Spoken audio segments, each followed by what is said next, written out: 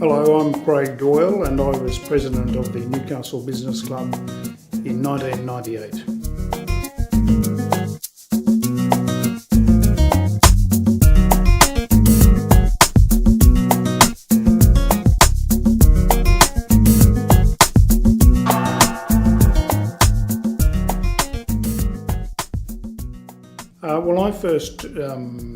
I came back to Newcastle in 1992 and people in the office and various friends were involved in the business club, and that's how I got involved. And in those days we used to meet up at the Newcastle, and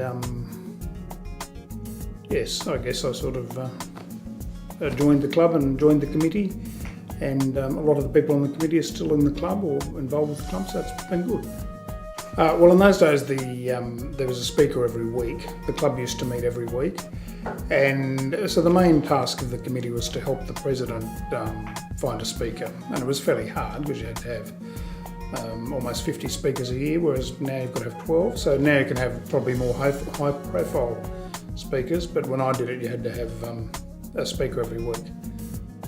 And yeah, the committee didn't really. The club has always run itself, but there was a big venue issue in '98 and not long after that, where the Newcastle didn't want the club anymore because we couldn't give them definite numbers, because the club has in those days you didn't book, you could just turn up, and the Newcastle couldn't put up with that. So then the club moved to the Harbour View, where it's been since. When I was on the when I was the president, I arranged for David Oldfield to come and speak to the club up at the Newcastle, and he was standing for Parliament with One Nation. And One Nation was very topical at that stage with Pauline Hanson. That was before her time away.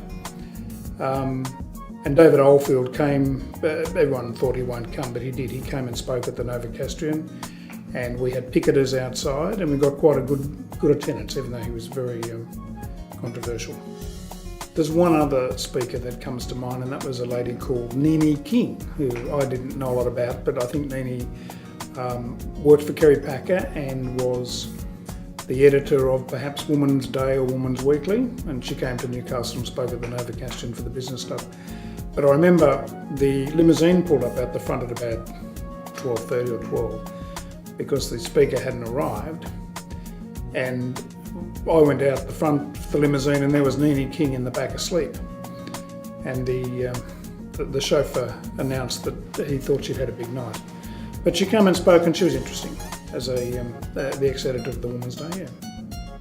The great thing about the business club is that you don't need a connection or tie with anyone.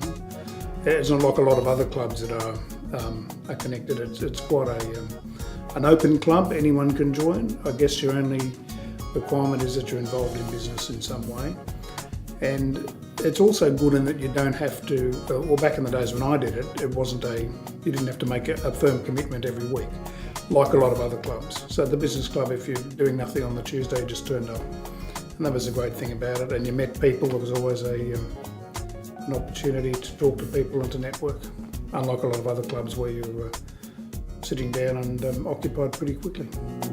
Visit www.newcastlebusinessclub.com.au to learn more.